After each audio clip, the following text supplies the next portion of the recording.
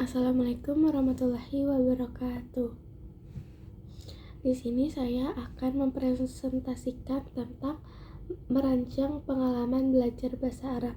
Nah, pada materi kali ini itu membahas tentang bagaimana pengalaman belajar itu dirancang secara sistematis ataupun secara runtut agar murid mampu mencapai performa yang diharapkan. Nah, pertanyaannya itu bukan lagi tentang materi apa yang akan kita sampaikan hari ini, terus kita belajar apa hari ini, melainkan pengalaman belajar seperti apa yang memungkinkan murid semakin mampu menggunakan bahasa Arab untuk membangun maknanya, serta apa yang murid mampu lakukan setelah mempelajari bahasa Arab ini. Jadi bab ini itu membahas tentang itu. Kemudian di sini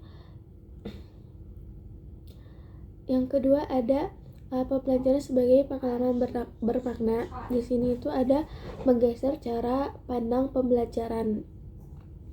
Pertama, cara pandang pembelajaran itu sudah bergeser dari yang awalnya hanya menyampaikan materi saja.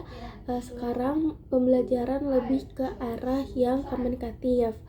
Terus pembelajaran bahasa tidak lagi dimulai dari pertanyaan seperti materi apa yang harus disampaikan hari ini, tetapi bergerak ke pertanyaan yang humanistik gitu. Pengalaman belajar yang seperti apa yang memampukan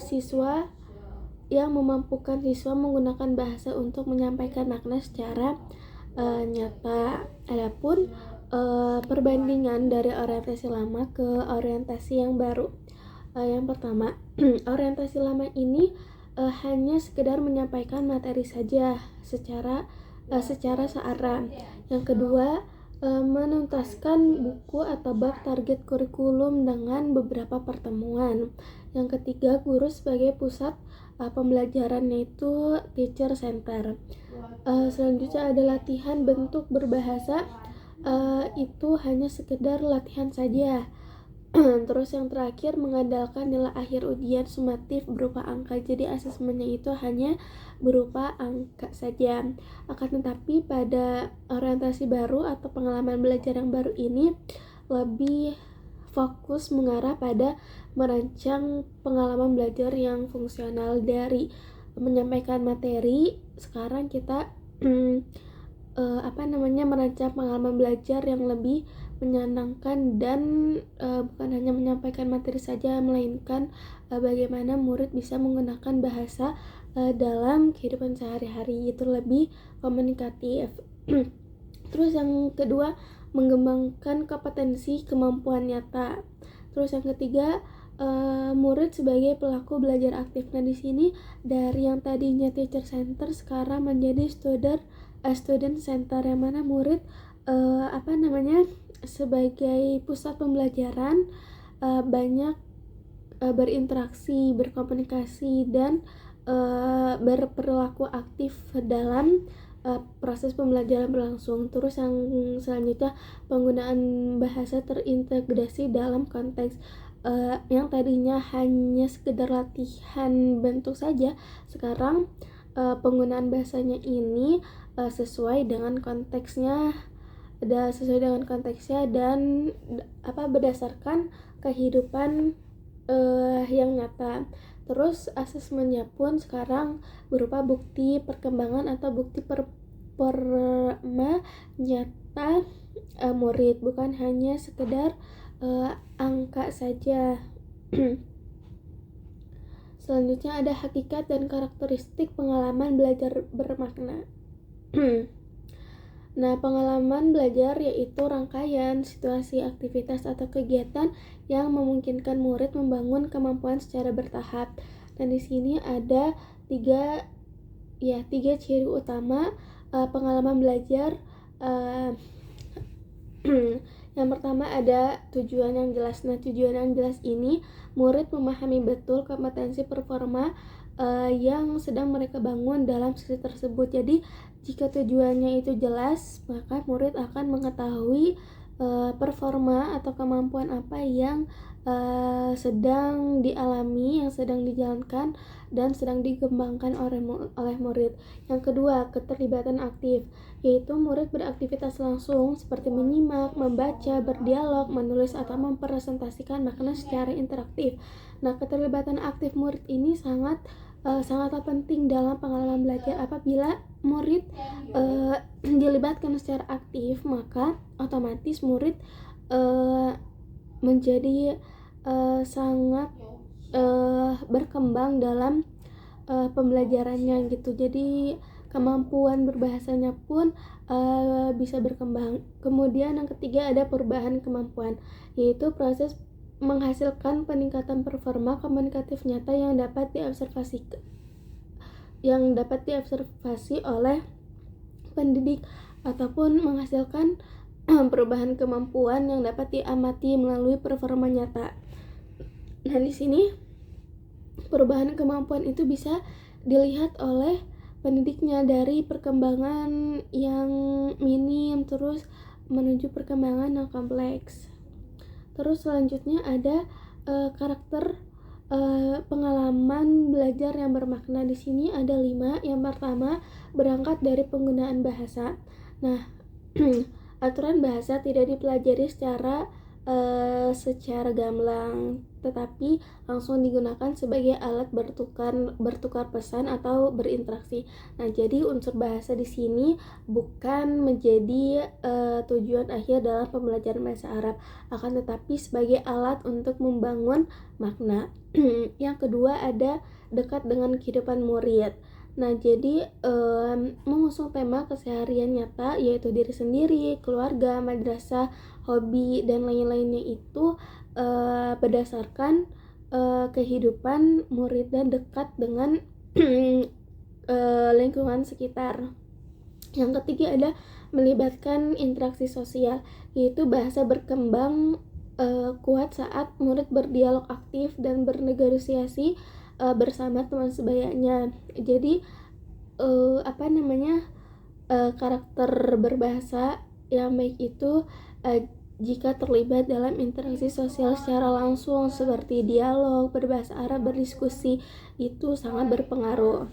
Terus yang keempat ada mendorong eksplorasi makna, yaitu menuntut murid menafsirkan teks secara aktif daripada sekedar menyalin mufradat secara lepas. Jadi agar pembelajarannya itu berlangsung secara bermakna, maka murid itu bisa menafsirkan teks secara aktif gitu, daripada hanya menyalin mufradat saja. Terus yang kelima ada menyediakan ruang refleksi. Nah, ini membantu murid mengevaluasi kesulitan belajar sendiri guna menumbuhkan kemandirian belajar. Jadi murid ini membangun atau merefleksikan pengalaman belajar terhadap diri sendiri, kekurangannya seperti apa dan lain sebagainya untuk perkembangan selanjutnya, untuk kemandirian belajar murid sendiri. Terus ada hubungan pengalaman belajar dan asesmen formatif. Dan di sini itu ada komponen desainnya, yaitu ada tujuan pembelajaran, bukti ketercapaian, pengalaman belajar umpan balik, dan refleksi mandiri. Nah, fungsinya ini untuk apa sih? Fungsi dari tujuan pembelajaran yaitu menentukan target kemampuan bernilai guna performa yang dikembangkan oleh murid itu seperti apa. Terus yang kedua, buktinya itu untuk menunjukkan kerja atau performa konkret yang diharapkan muncul dari seorang murid. Terus yang ketiga, pengalaman belajar mempersiapkan belajar terperinci bagi murid menuju performa nyatanya. Terus umpan balik itu memberikan evaluasi keberlanjutan demi perbaikan performa sebelum penilaian akhir. Terus refleksi ini membantu murid secara metakognitif menyadari kemajuan rute belajarnya gitu. Jadi menyadari proses pembelajarannya, perkembangannya seperti apa. Terus rasa aman. Peran guru dan keamanan psikologis ini sangat penting. Guru bertindak sebagai arsitek lingkungan belajar yang aman secara psikologis. Hambatan terbesar pemerolehan bahasa kedua yaitu khususnya pembelajaran bahasa Arab adalah kecemasan sosial. Jadi kesulitan struktural bahasa dipandang sebagai indikator proses kognitif yang sedang bertumbuh, bukan kegagalan fatal yang pantas dipermalukan. Jadi dalam belajar bahasa kedua itu jangan terlalu jangan sedikit ini salah tetapi kita harus mempunyai rasa aman gitu dari seorang pendidik. Nah, agar murid ini berani mencoba dan menerima umpan balik dari apa yang telah diajarkan. Jadi murid bisa berani untuk menggunakan bahasa Arab di dalam kehidupan sehari-harinya. Terus selanjutnya ada prinsip perancangan pembelajaran bahasa Arab. Nah, di sini itu ada beberapa prinsip. Yang pertama ada perkembangan kemampuannya itu berorientasi pada perkembangan kemampuan. Fokus pada kompetensi bertindak, bukan sekedar penuntasan bahan ajar saja gitu. Jadi kemampuannya ini menjadi pusat seluruh keputusan pedagogisnya. Pertanyaannya ini, kemampuan berbahasa apa yang sedang dibangun melalui materi ajar ini. Jadi bukan hanya sekedar kita hari ini sedang belajar apa, tetapi kemampuan berbahasa apa yang sedang diajarkan hari ini gitu. Fungsinya itu untuk apa? Menjaga arah pembelajaran yang tetap konsisten. Terus tindakan berbahasa yang dilatihnya itu apa? Menentukan performa murid yang nantinya akan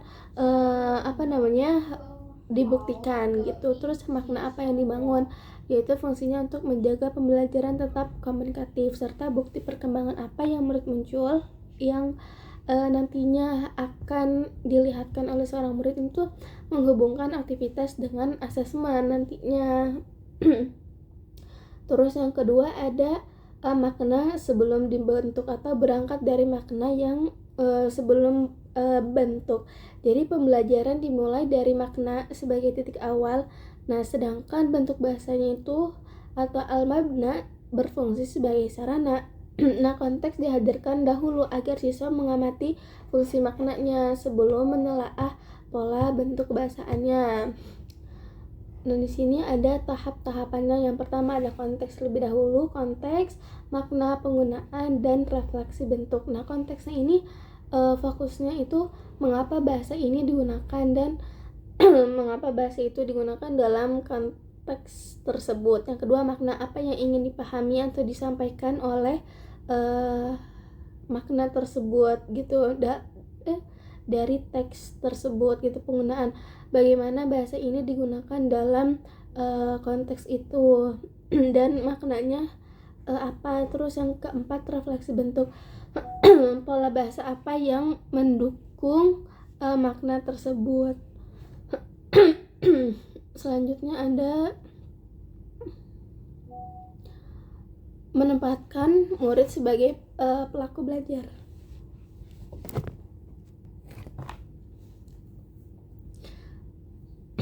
Nah, di sini murid menduduki posisi sentral pelaku aktif, yaitu student center. Nah, peran guru beralih menjadi desainer, pendamping, dan penyedia umpan balik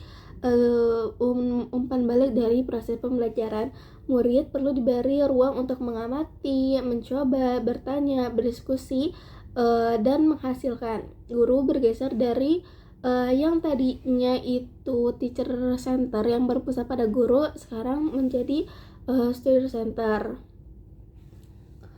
Nah, sikap gurunya ini memantik eksplorasi, alih-alih mendominasi seluruh rangkaian yang ada di dalam kelas. Nah, aktivitas pembelajarannya ini Yang pertama ada penambahan kosakata, terus latihan terstruktur, dan proses pembaca teks. Nah, fokus orientasinya untuk pengalaman belajar ini, kalau misalkan penambahan kosakata menggunakan kosakata spesifik untuk menyampaikan pesan kontekstual. Yang kedua, menggunakan struktur kalimat tertentu untuk menyusun pesan komunikatif. Dan yang ketiga, menemukan informasi lalu memanfaatkan untuk tugas yang baru. Kemudian berikutnya adanya menjamin koherensi pembelajaran. Keselarasan antara tujuan, bukti, pengalaman belajar, materi ajar, dan jenis umpan balik itu harus selaras, harus koheren gitu. Tujuannya agar agar menuntut bicara lisan, tetapi jenis asesmennya itu bisa searah dengan tujuannya. Yang pertama, komponennya itu ada tujuan, asesmen, aktivitas, bahan ajar, dan umpan balik. Nah, komponen yang pertama yaitu tujuan. Nah, pertanyaannya itu kemampuan apa yang dikembangkan oleh murid. Nah, terus asesmennya ini, tujuan dan asesmennya ini harus selaras, yaitu bukti apa yang menunjukkan kemampuan. Terus aktivitasnya pengalaman apa yang menyiapkan performa nyata. Terus bahan ajarnya sumber apa yang mendukung makna. Umpan baliknya perbaikan apa yang harus dilakukan. Seperti itu. Terus selanjutnya ada mengakomodasi keberagaman. Nah, diferensiasi pembelajaran responsif untuk kesiapan, minat, serta gaya pengolahan kognitif murid. Prinsipnya, tujuan kompetensi dipertahankan sama. Jalur pencapaian dibuat manusiawi secara bertahap gitu. Nah, di sini terdapat aspek-aspeknya. Yang pertama, aspek dukungan, yaitu seperti daftar kosakata, gambar, dan kerangka kalimat. Terus yang kedua ada proses, yaitu kerja individu, berpasangan, maupun kelompok. Terus yang ketiga ada produk. Nah, produk ini bisa berupa presentasi, poster, rekaman suara, ataupun tulisan pendek. Yang selanjutnya ada tantangan. Tantangan ini tugas bertingkat sesuai kesiapan. Berikutnya ada memberi dukungan bertahap. Nah, mendesain rancangan belajar yang diberikan kuat di awal, lalu ditarik perlahan menuju kemandirian, itu seperti scaffolding. Jadi kita memberi arahan secara menyeluruh di awal, kemudian dilepas secara perlahan untuk siswanya itu belajar mandiri. Nah, ada beberapa tahapan. Yang pertama ada tahap awal, yaitu bentuk dukungannya bisa berupa model lengkap. Yang kedua ada gambar pengulangan. Nah, performanya itu murid mampu meniru atau merespon model atau gambar yang telah dipaparkan. Yang kedua berkembang. Nah, berkembang ini seperti kata kunci. Contoh sebagian performanya itu menggunakan bahasa secara terbimbing itu. Terus yang ketiga ada lebih mandiri, petunjuk umum dan umpan balik. Jadi performanya ini mengembangkan tuturan sendiri, jadi memproduksi secara sendiri gitu. Yang terakhir ada mandiri, tugas terbuka. Dan performanya ini menggunakan bahasa secara fleksibel. Setelah tadi bisa mengembangkan atau memproduksi tuturan sendiri, nah sekarang itu menggunakan bahasa secara fleksibel.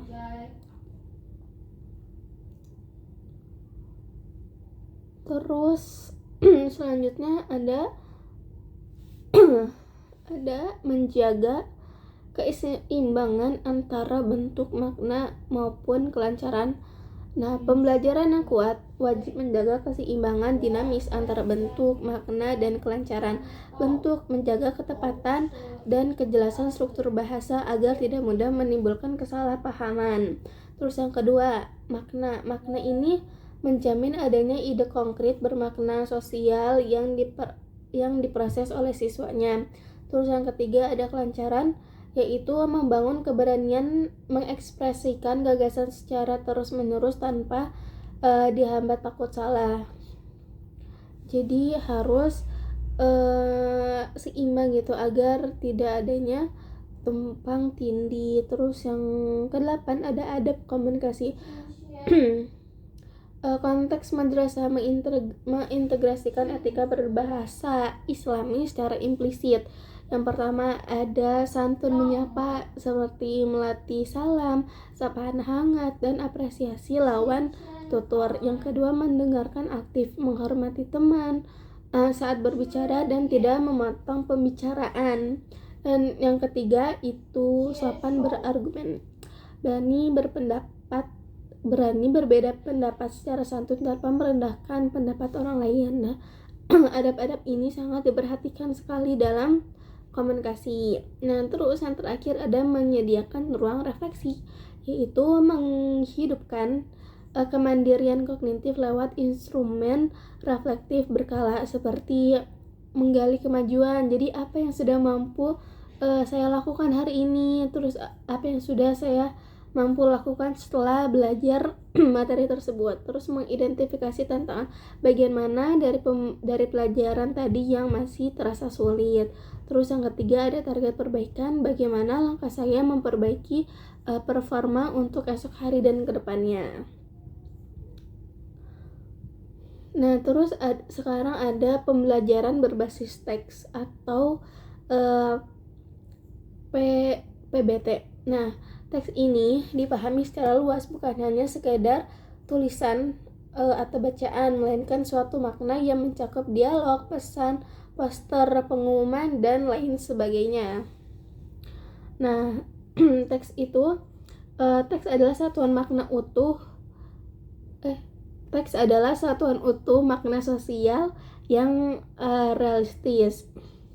Manusia berkomunikasi menggunakan teks, bukan melalui pengucapan kata terisolasi yang sangat bebas seperti itu. Pembelajaran berbasis teks ini sebagai sumber input bahasa, model penuturan alami, serta pemicu interaksi yang fungsional.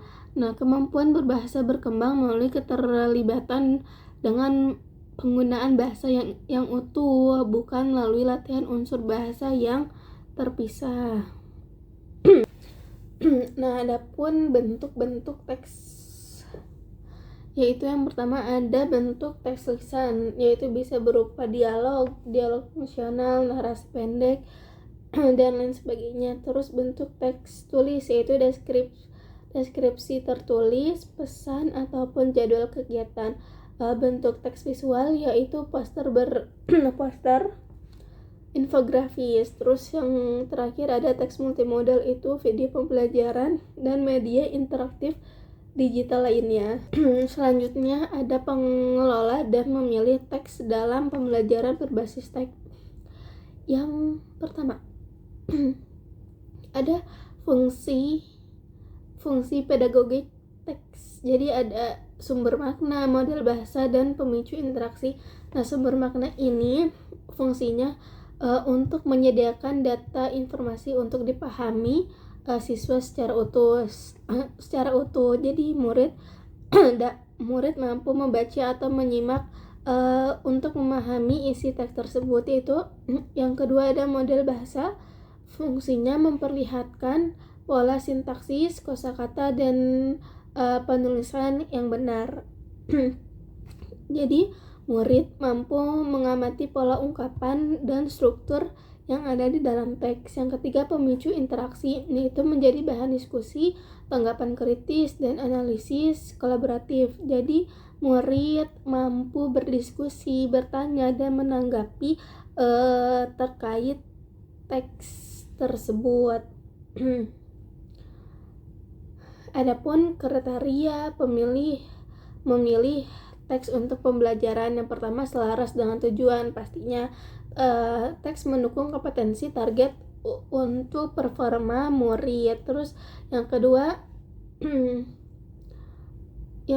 kedua ada sesuai tahap perkembangannya, tingkat kosakata atau tingkat kesesuaiannya itu masih bisa dijangkau oleh murid-muridnya. Yang ketiga bermakna dan produktif, murid itu mampu memicu tanggapan atau kreasi-kreasi baru dari teks tersebut. Terus di sini ada tahapan-tahapan umum pembelajaran berbasis teks. Yang pertama ada bina konteks, yaitu mengaktifkan skema pengetahuan awal murid. Jadi di sini untuk fokusnya untuk memahami situasi penggunaan bahasa. Terus yang kedua, pahami teks atau memahami teks itu mengolah pesan teks secara komprehensif, jadi bisa menemukan dan mengolah makna. Yang ketiga ada mengeksplorasi bahasa, jadi mengamati pola struktur penunjang. Kita itu mengamati pola bahasa yang mendukung makna tersebut. Terus yang keempat ada menghasilkan teks baru, yaitu menggunakan bahasa dalam performa nyata. Terus yang kelima, yang terakhir ada merefleksikan penggunaan. Jadi fokusnya itu menilai perkembangan dan perbaikan performa. Seperti itu. Nah, di sini ada contoh alur unit pembelajaran berbasis teks. Yang pertama itu ada dari konteks, terus pemahaman, pengolahan, eksplorasi, dan produksi serta aksinya. Adapun aktivitas nyatanya, misalkan konteks mengamati gambar kegiatan yang ada di madrasah. Terus pemahamannya apa? Pemahamannya bisa membaca dialog pendek tentang jadwalnya. Terus mengolah maknanya bisa mengisi tabel waktu, tempat, dan kegiatan. Terus eksplorasi bahasanya bisa menandai ungkapan waktu, tempat, kegiatan. Terus kalau misalkan produksinya itu bisa menyusun dialog baru atau monolog tentang kegiatan di kelas, seperti itu. Nah, kemudian ada pembelajaran berbasis interaksi. Nah, bahasa tidak dipandang sekedar sebagai objek pengetahuan saja, tetapi sebagai tindakan sosial untuk menjembatani antara manusia. Kemampuan berbahasa ini tumbuh pesat ketika murid dituntut untuk melakukan aktivitas berbahasa seperti itu, yaitu berupaya memahami apa yang disampaikan oleh teks, apa yang disampaikan melalui dialog dan lain sebagainya. Interaksi sosial melatih keterampilan kolaboratif sekaligus menanamkan adab berbahasa secara langsung. Nah, tipe-tipe aktivitas interaksi ini bisa berupa bertanya, menjawab, mengklasifikasi, mengulang, dan menanggapi apa yang sudah disampaikan. Seperti itu. Oke, jadi pada materi kali ini menegaskan bahwa pembelajaran bahasa Arab adalah perancangan pengalaman belajar, bukan sekedar menyampaikan materi saja, tetapi kita bisa melakukan pembelajaran bahasa Arab itu mengarah pada komunikatif nyata.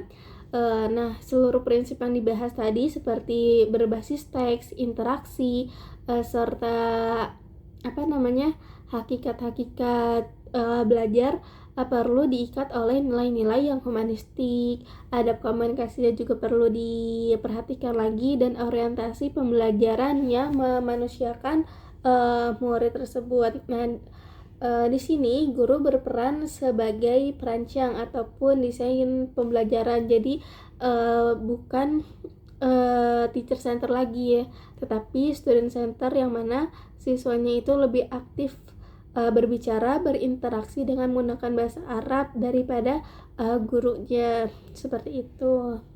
Demikian yang dapat saya presentasikan. Wabillahi taufiq wal hidayah. Wassalamualaikum warahmatullahi wabarakatuh.